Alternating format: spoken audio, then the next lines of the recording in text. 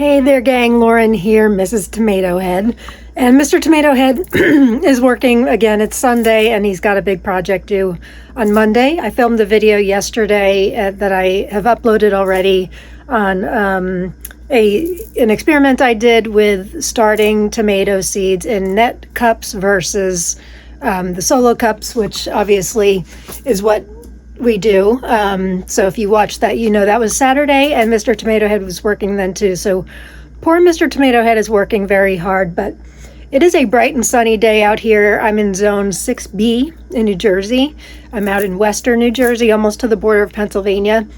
And I'll admit, I am feeling overwhelmed today because there's so much to do. So I'm trying to take it one step at a time. I don't know if I'm going to do it all in this video or break it up, but I've got all of these micro dwarfs in here on the table. They're ready to be up potted.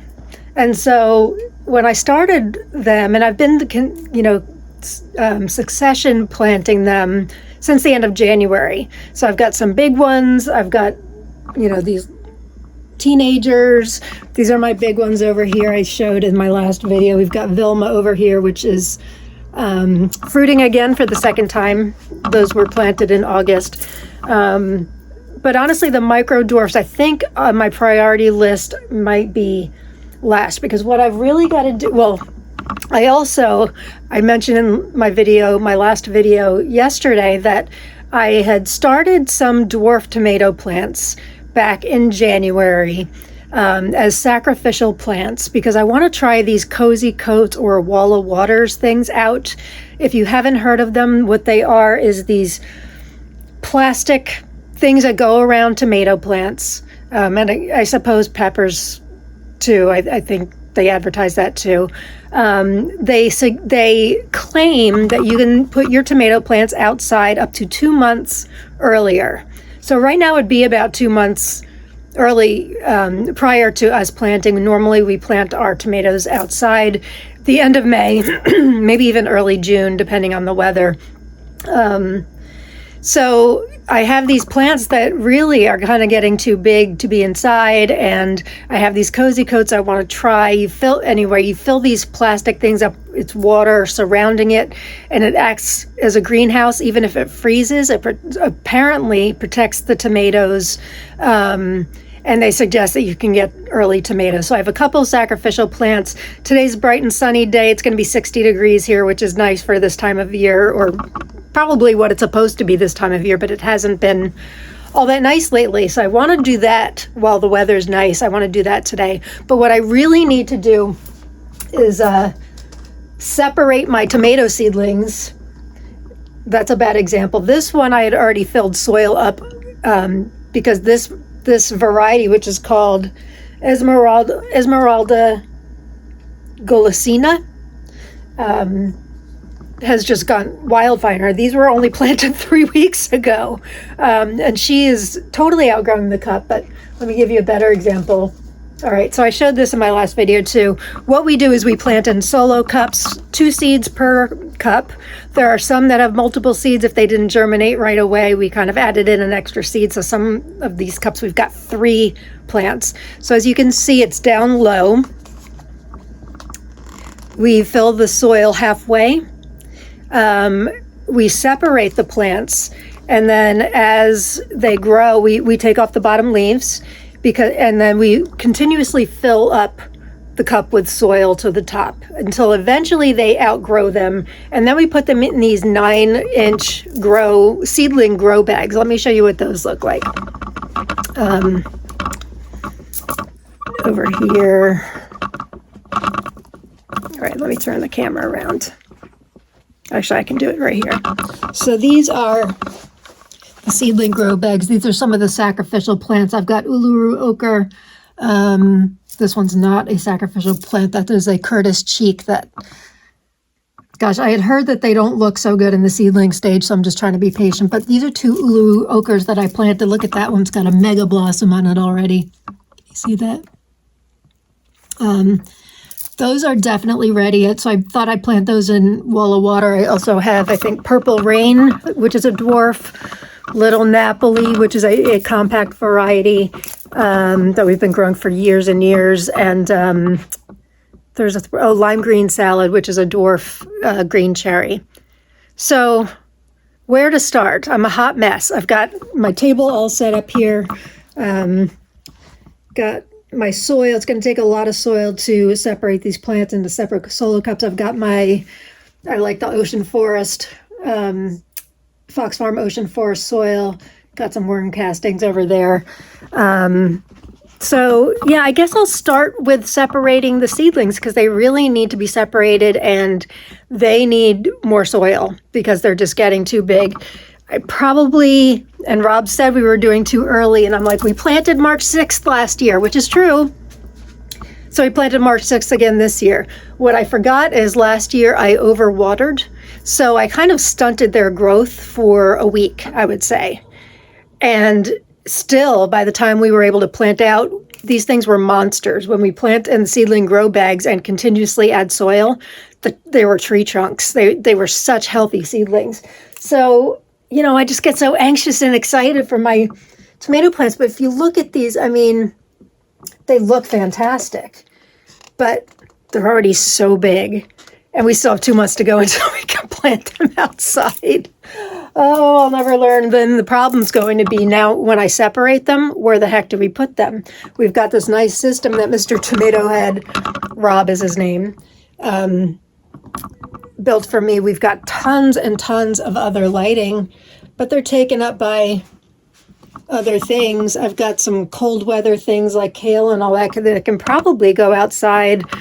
I should harden those off today, and I also want to plant peas. So how do I fit all that into a day? Let's concentrate on the most important thing, though, which is tomatoes.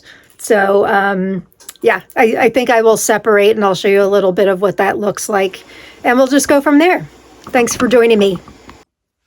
All right, so here we are on my workstation, which is our old ping pong table. Our kids are grown and out of the house. I don't know the last time we played ping pong, but it is covered with like a cheap plastic tablecloth. This is where I've been doing kind of my indoor farming, gardening all winter. I've kind of taken over the basement because I've been growing lettuce indoor all winter. I used to think that lettuce was so boring, and I've never been a salad person because I just thought they were so boring, but I got some really amazing varieties from places like Baker Creek, rareseeds.com, purples and yellow and green. And Rob and I have had big, gorgeous salads. I was also growing microgreens, which also never interested me, but they're really fun to grow. It just gave me kind of the gardening, something to garden during the winter. So I got these big Rubbermaid tubs. Actually, I moved them all outside to make room for tomatoes today. But they're like what bus people use in restaurants to bus tables. These Rubbermaid tubs, I stack 2 on top of them. I drill holes in the top one for drainage. And then the bottom one would catch any water. And I've been growing in those all winter, and they are gorgeous. I'll put a pic in here of what the lettuce looks like so you can see. It's been gorgeous. We've had these great, awesome salads all winter long. We've been quite spoiled. But now I'm like, lettuce schmettuce. We need to make room for these tomatoes. So here we go here. This is a rare cup. First of all, the seedling is small, much smaller than the rest, as you can see, because it took a long time to germinate. This is called Alice's Dream. And it only has 1 in it, which is also unusual. Most of these have at least 2. But we'll start with that. I've been very excited for this variety.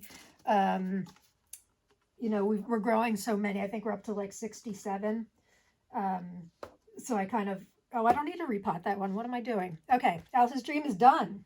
Does she need more soil? Not really yet. Okay, I've got these all in alphabetical order. This is how nuts I am. All right, so next is Berkeley Pink Tie-Dye. I don't know what I was about to say. We're growing so many varieties, I'm kind of losing track of what each one looks like, but I've got a spreadsheet that shows it all. I've got pictures. I've never done a spreadsheet in my life. Let me tell you, I don't know how to do a spreadsheet, but I created a Google spreadsheet for my tomatoes. And I send it to people when they want to do trades of, what I've got. I put in blue what I don't have seeds to trade for. So, it's helpful. Oh, you know what? I forgot my tags. I need tags. I need to be able to label. Hang on a minute. I'm back. I've got my tags. I like these 6-inch plastic tags, and I use a ultra fine point Sharpie to label. And yes, I keep them in alphabetical order because I just find it helpful if I need to find something. So this one is, and we have 2 cups of this. So we've got 4 total seedlings. We'll probably plant 2 plants, which means we're going to give away friends or family. This is pink Berkeley tie-dye. Why it's in the beginning of the alphabet is because I've been calling it Berkeley pink tie-dye, but I think the official name is pink Berkeley tie-dye. It's a variety by Brad Gates of Wild Boar Farms. It is our 2nd favorite variety. The flavor is outrageous. I did a post on Berkeley pink tie-dye on our Facebook page a couple, maybe last week or the week before. It's gorgeous. It's disease resistant. It is one of the earliest varieties we get to ripen, and it lasts all season long. They're fantastic. I love this variety. The taste is just a powerful bomb of flavor. It's just awesome. So let me show. I'm not going to show you everything because this is going to take hours. But so I've got this cup. As I mentioned, we plant down halfway. So I'm going to remove one of these and put the other one in a cup. I'm going to fill halfway with our Fox Farm Ocean Forest soil. Yeah, this is new soil. I don't need to add anything. When we up pot to the grow bags, we use this. It's Neptune's Harvest crab and lobster. It's an organic fertilizer that adds calcium to the soil. A lot of people use eggshells. We don't eat eggs. We're vegan. Actually, Rob eats eggs sometimes. So we don't have eggshells, and it would require a whole lot of eggshells. This stuff is great. So don't need that now. Just up-potting now. Where's my little shovel? I don't know where I got this tiny little shovel, but I love it. So let me do a label first. Berkeley pink tie-dye, or pink Berkeley tie-dye.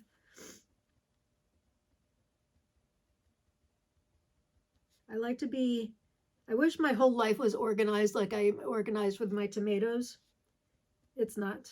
I guess priorities, right? I put the date that the seeds were sown, and the vast majority of them were planted on March 6th. And this variety, we had absolutely no trouble with germination.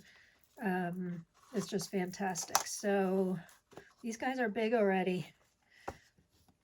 You know, one year when we were doing this, I think it was 2 years ago, the weather was nice like it is today, like 60 degrees. Our seedlings, I'm going to just do this. Seedlings were not this healthy. I mean, look at these, hang on. As you can see, the roots are already filling up the cup. So these guys need to be, sorry guys, your twins separated here. And tomato plants are pretty resilient, even though I've got to tear them apart. They're resilient. And I've mentioned before in other posts and videos that even if you were to take all the roots off, you can bury this thing without the roots, and tomatoes form roots along the stems, so it would be fine. I should also mention we take off the bottom leaves. Those are the early leaves that they form. And so I'm going to take this guy, fill this up with a little bit of soil. Did I already do one with a little bit of soil? Why do I feel like I did one with a little bit of soil already? I'm losing my mind already. First one, I'm losing my mind. Not a surprise. I fill it up with soil. Gonna put him in here. Just a little bit of soil because I want him to go low. I want him to live in this solo cup for as long as possible. So I'm putting this down, and then I'm filling up along the stem. So he's buried, which seems awfully cruel, but let me tell you, this will make healthy seedlings. The worst is when, so now it's buried. I could have even buried it a little bit lower probably. The worst is when you go to plant them outside and they're these big, beautiful plants and you're supposed to bury them low. And that's what's worked for us for years. And so these big, beautiful plants all of a sudden become these tiny little things. It's like, what happened to our plants? It seems cruel, but in the long run, it works great. All right, so now with this already existing Berkeley pink tie-dye, I think I'm going to take some of the soil out so I can bury him deep too. All right, so he's down there. I'm going to take off this set of leaves. You can actually take off more leaves if you wanted to. Add more soil right to the top.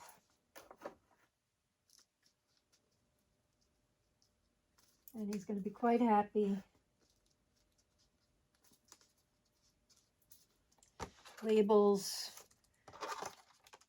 And then when I get a whole tray full, I will bottom water.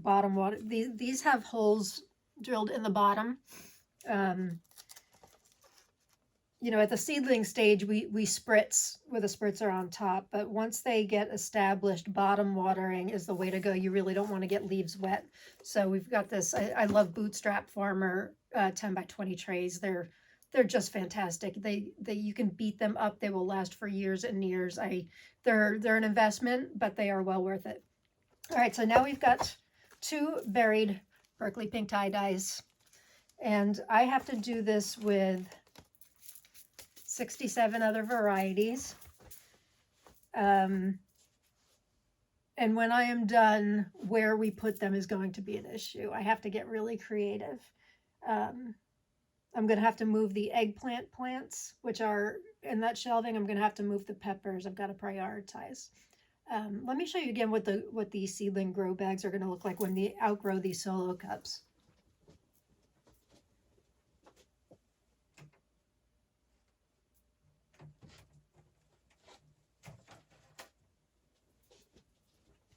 Here they are. So I got this from Amazon. They're I think it's 9.1 inch by 9.1 inch. They're great. So once they outgrow these, which it won't take long, they grow fast at this stage. We bury them deep in these and then continue to add the soil. It takes a lot of soil, and we did this for every plant last year. And since the soil we use, the Fox Farm, is expensive, it's pricey. And while the seedlings were healthy, we're giving so many of these away to people just like this. I think what we're going to do this year is the ones we know we're going to keep, we'll obviously move to these. We want them, to be the best art possible. The ones we're going to give away, and there's going to be a lot, we're going to see if we can keep them in these solo cups without hurting them for as long as possible. Or try to give them away earlier and have them deal with it in the solo cups in a pot, because a couple hundred of these with Fox Farm Ocean Forest soil is ridiculous. And we have a whole bunch of potting soil outside that we're going to use, that we used for grow bags and stuff last year.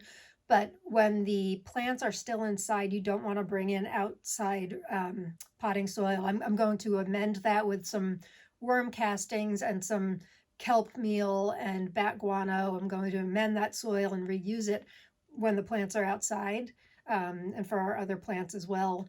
But when you're bringing them inside, you don't want to bring in anything that's been outside like that. So yeah, this is a Uluru ochre that I'm going to try in the Walla waters. I think I'm going to do a separate video on that. We will see. So I'm going to do this with all the varieties, at least as many as I can today, and I'll show you what it looks like at the end, and we'll see where we can fit these things later. I'll talk to you later. All right, I know I said I was going to show the trays, but I wanted to show you guys this variety. I've shared about it on our Facebook page, Mr. and Mrs. Tomato Head. This is our own variety, which I'm super proud of. It's called Bananas Noir. Not Ananas Noir. Bananas Noir, we named it. The reason why is several years ago, we were gifted with an accidental cross. We had an ananas noir and a cherry tomato next to each other, and a nice little bumblebee gifted us with a cross. And what it is ananas noir is also the same as black pineapple, if you're familiar with that variety. It's a gorgeous variety. I would argue one of the prettiest tomatoes you will see. Mr. Tomato Head and I feel, while it's gorgeous, it lacks a bit in flavor. We have grown it. We're not growing it this year, but we have grown it every year just for the looks of it. But this year we had so many new things we wanted to try. It didn't make the cut. Bananas Noir looks just like Ananas Noir color-wise. However, unlike Ananas Noir, which is a beefsteak, Bananas Noir is more of a what they call a saladette size. So not a cherry, bigger than a cherry, smaller than a beefsteak. The outside is like green and red and pink and yellow. It's gorgeous. The inside is kind of greenish with a blush to it. The flavor is outstanding. Sweet, a little bit of acidity. It's fantastic.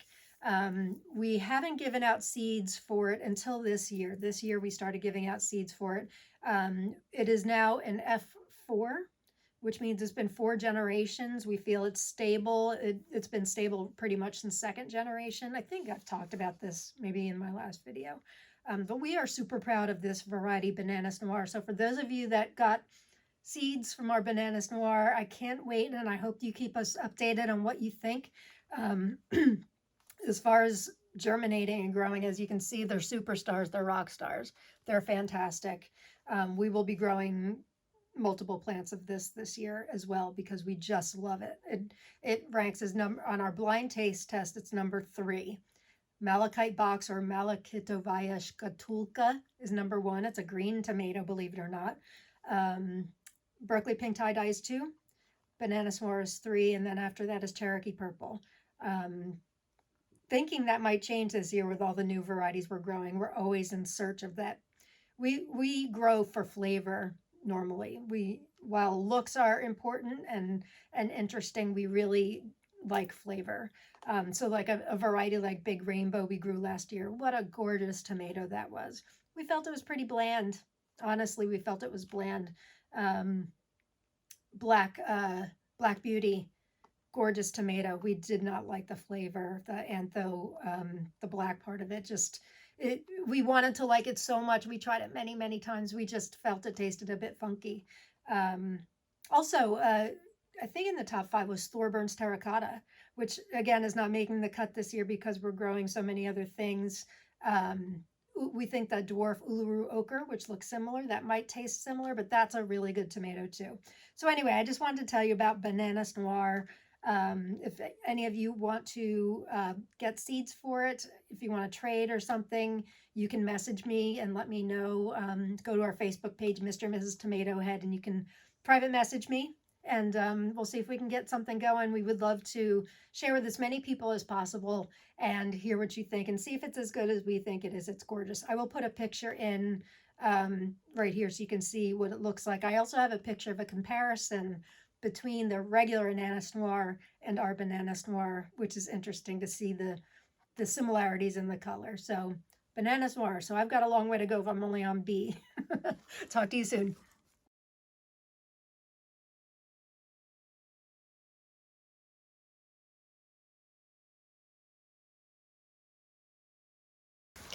All right, I lied again.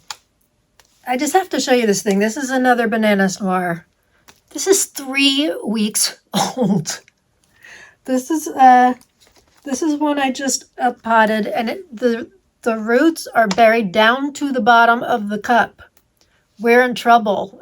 These things are going to outgrow these cups, and it's going to be an attack of the killer tomatoes. But look how healthy these roots are. My God.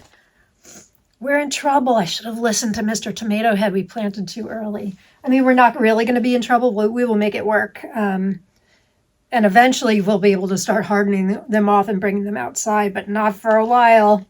So look at this. When I bury this, even if I take the roots and go all the way down, we're still left with this. Oh my God. Oh, Mrs. Tomato Head, you so silly.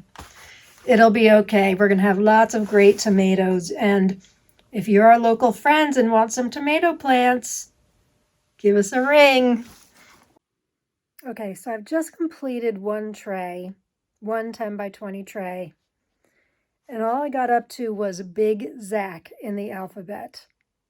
As you can see here, one full tray, which I'm now going to bottom water. I can't fit anything else in there. What's remaining of that first tray is here. Oh, wait, am I showing it? Yeah, I'm showing it. That's still remaining of the very first tray. Why can't I get this? There it is. Oops. I'm in trouble. To use a reference from the movie Ghost, Molly, you're in danger, girl. If you're young, you won't know anything that I'm talking about, but that's a line that Whoopi Goldberg said in Ghost. So I still have Candy Sweet Icicle, Bundaberg Rumble Dwarf, Brad's Atomic Grape, which we're actually growing for a friend. I'm not sure that's going to make it to our garden this year, although we did love it last year. Coyote, which is our favorite cherry chocolate stripes. We've got 2 cups of those, 2 cups and 4 plants. Cherokee Purple, of course, 2 Cherokee Purple, again, 4 plants, and Cherokee Green. So one tray only got us to Big Zach in the alphabet. Gang,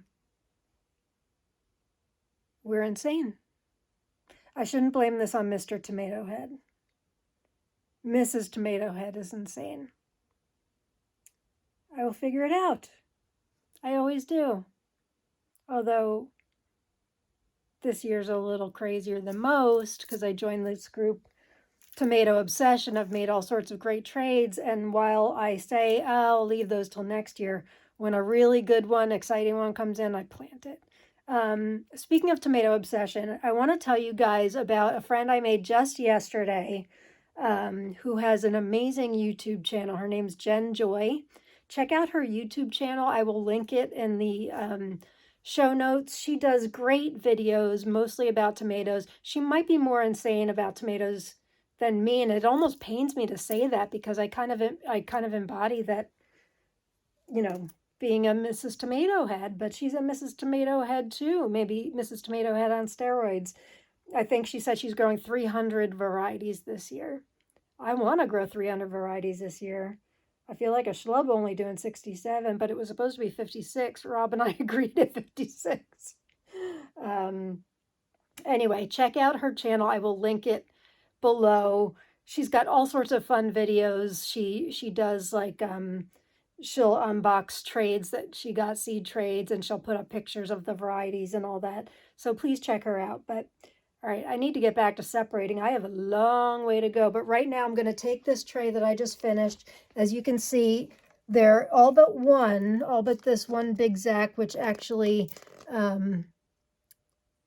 he has room to grow and put more soil in. But everything else, as you can see, is already right up to the top. So all the bottom leaves were taken off, filled with soil. Now I'm going to take this tray, put water in the bottom, maybe an inch or so of water. That's called bottom watering, and is the preferred method for tomatoes at this stage. And I'll leave it there for, oh, it really depends. You know, honestly, I go by weight of the cup. I'm so seasoned at this that I can tell if it needs watered by how light it is.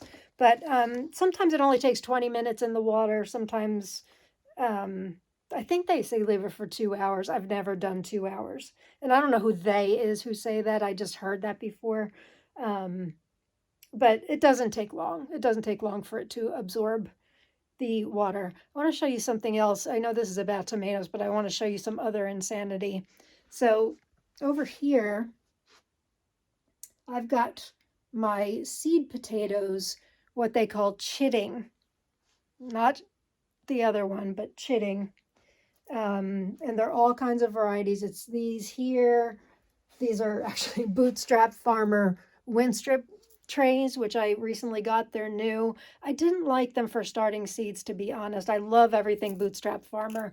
The wind strip, what do they call them? Air pruning trays. I think that's what they call them. I wasn't a fan. Everything dried out really quickly, kind of like those net cups. And I'm on top of these things. I'm on top of watering and all that. Gosh, my basement looks like a disaster. So, excuse the basement, but it is a disaster. Um,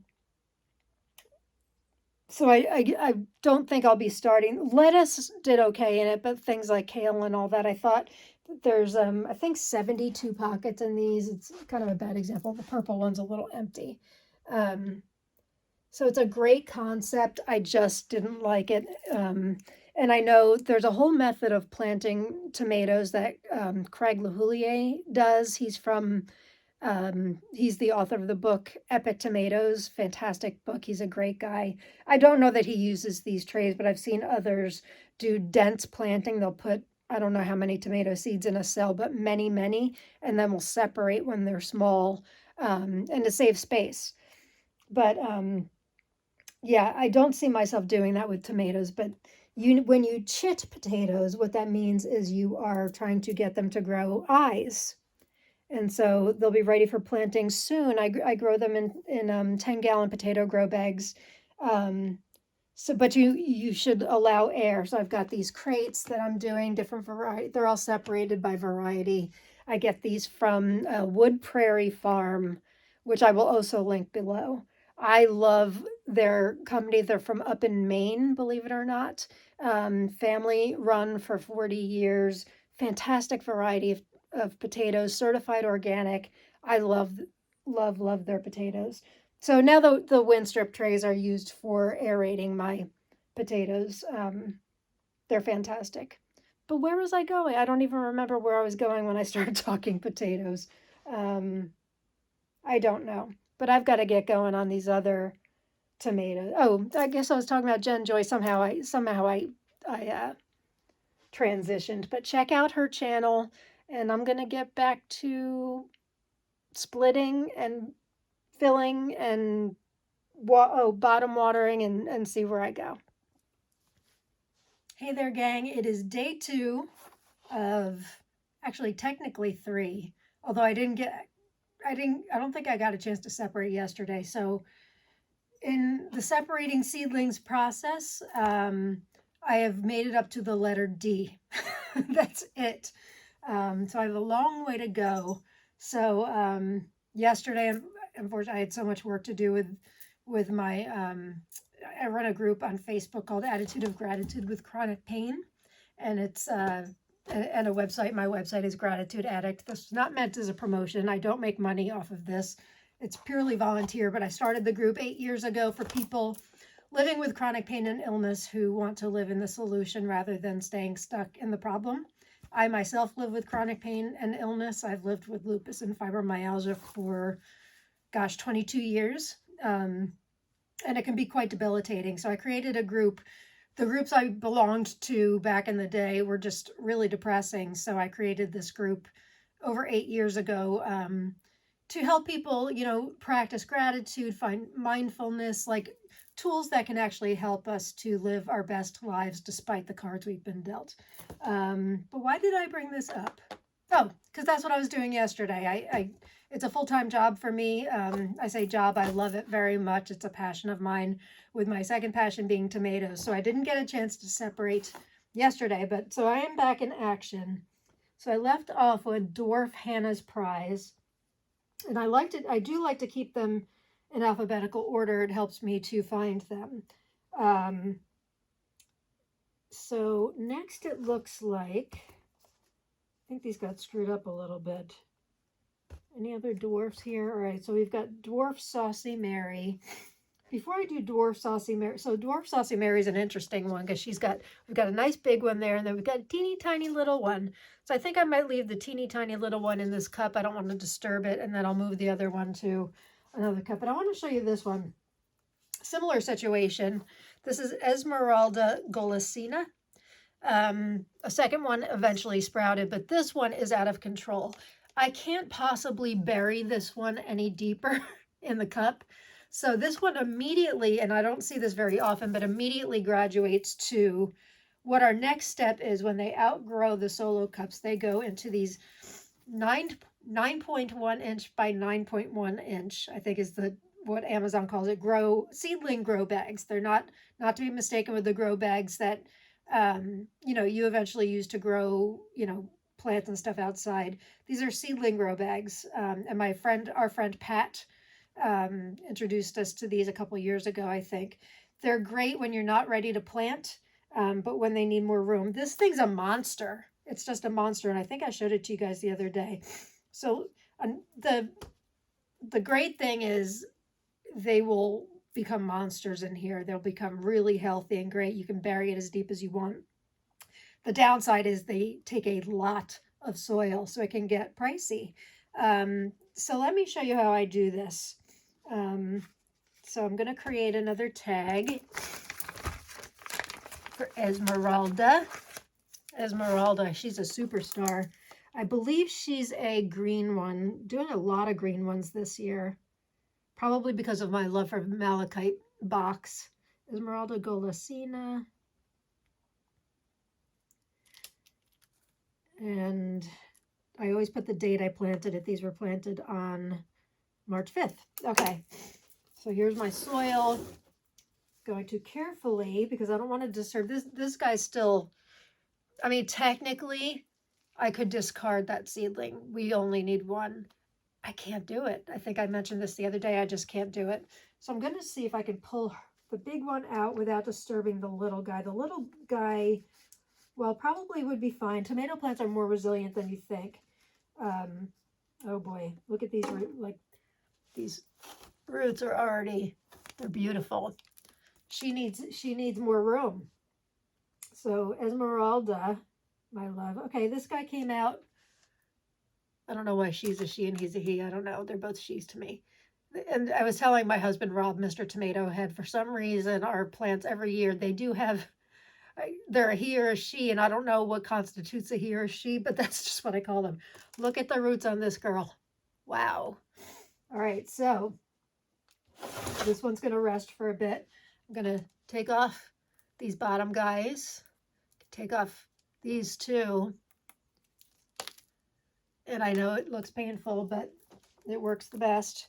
I'm going to put her all the way down to the bottom of the grow bag and roll the sides down a bit because we want room. I'm going to fill it up a lot, but we would really like, when she grows, to be able to fill it up even more to establish a healthy root system. That's one of the great things about tomatoes, is the deeper you bury them, the stronger the root system will be. I tend to like, as far as shovels and all that stuff go, I have this crazy spoon I use, or this little guy I think I showed you the other day. I find my best tools my hands, honestly, and I can't stand gardening gloves. They just get in the way. Yes, my fingernails are dirty all the time, but I just feel like I have more control of my fingers. So I'm going to fill her up. And just when you think you're done filling up, you let it settle and there's more. So it takes a lot of soil. I think what Rob and I decided this year is we're going to keep the ones we know we're going to keep. We're going to put in the grow bags. The others that we're going to give away, we're going to see if we can just max them out by keeping them in the solo cups. I don't know.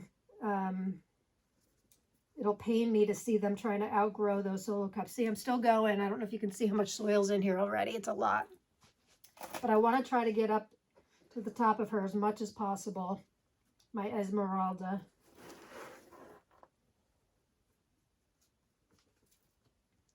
Oh boy, keep going.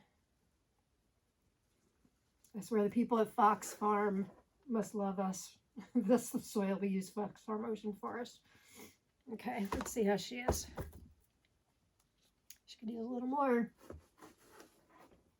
The other thing is these bags take up a lot of room in the trays. I've got a couple Curtis Cheek varieties that I started several weeks earlier than these because I had heard horror stories from people about how difficult that variety is to grow. Totally worth it, apparently. It's supposed to be a wonderful ox heart. tomatoes. I'm looking forward to it. I've got 3 plants. They germinated like rock stars, but they're looking a little sad, I have to say. But everybody keeps telling, my friend Jen keeps telling me, just wait it out. All right, one more scoop. I'm taking over this whole bucket with Esmeralda. Esmeralda, you better appreciate this. All right, I'm going to leave her like this for now. This thing's heavy, but there she goes. There goes the new tag. And she's going to go in here, and as you can see, she takes up so much of this tray. And eventually, they're all going to be in these grow bags. I've never seen a variety. I mean, she's so much bigger than the others. There's a couple that are big. I think I showed this the other day. The wingspan on this green doctor's is crazy, but he can stay in the cup. I can take off his bottom leaves and fill, but yeah, they're all different. They look so healthy, though. I'm very, very grateful they look healthy. We do have a few that we just can't get to germinate, and I forget if I mentioned this the other day. Freckled Child and Xanadu Green Goddess. I ordered more seeds. They came in yesterday. I planted more, so we shall see. It wouldn't be the end of the world because it's very strange. More varieties keep popping up, and I don't know how that happens. Beats me. All right, so I'm going to continue doing this. You don't need to watch me doing this for forever, but maybe I'll put you on time lapse for a little bit just so you can see a little bit of my process. There's not much more to it than what I told you, but I don't know how much more of the alphabet I'll be able to get to today, but we shall see. I've got some micro dwarfs that I need to up pot today too, but and all the cold weather crops, they're all waiting for me to do stuff to them too. But honestly, tomatoes are first priority. So let's go.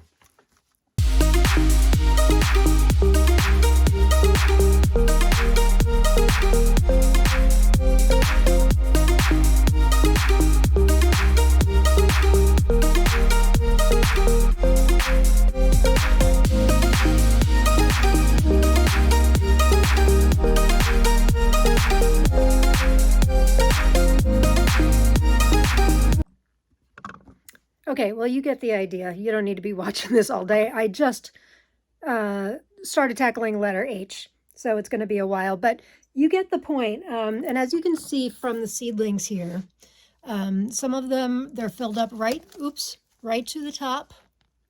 And when they outgrow and I've had to take the leaves off, the bottom leaves, which I know sounds barbaric, but trust me, it works. You've got to trust Mrs. Tomato Head, it works. Goes right up to the top. When they outgrow these, they will go in these grow bags like Esmeralda here, the little show off. Let's see, some of them like sprouted late, so they're still buried a little deep. And then when these get bigger, we will take off even more of the bottom leaves and just leave the top. Just so we want the healthiest root system possible. And if you notice, if you're watching this, I know you guys know this. Well, maybe not. I shouldn't assume. Tomato stems have very fuzzy little things on them. Those are just waiting to take root. So if you do this method, you can give your tomatoes a really great head start. They'll be very thick stems, and they won't be wimpy. And when you are ready to plant them in the ground or grow bags, when it's time, and then you bury them deep again to establish even more roots. They will be very, very happy plants. So yeah, I think that's it. You don't need to watch the rest of it. I think that's all I would have to say about this. The tricky part is going to be where to put all these. So our shelving system, I think I may have showed this the other day.